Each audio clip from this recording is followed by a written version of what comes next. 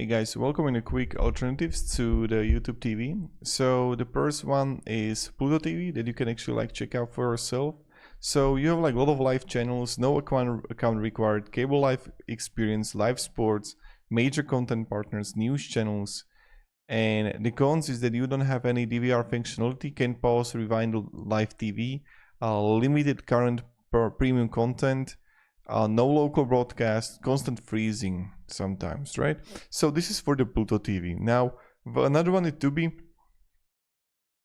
So it's got a lot of library, more than 40,000 shows, massive library, 200 plus live channels, Netflix like interface. So it's kind of like the similar. Then also it's pretty good.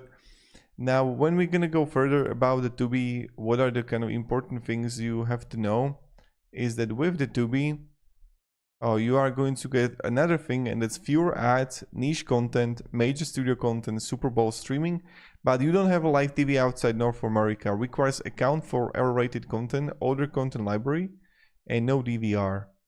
Also, the Roku channel, this is another one that you have to be aware of. So you have 500 plus free channels, huge content library, live news, live sports, no account required, cross-platform, but best experience on Roku devices, no DVR.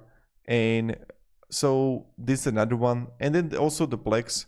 So with the Plex, you have personal media service, 600 free channels, clean interface, cross-platform DVR support, and that's another one that you can also check out. So have a great day and goodbye.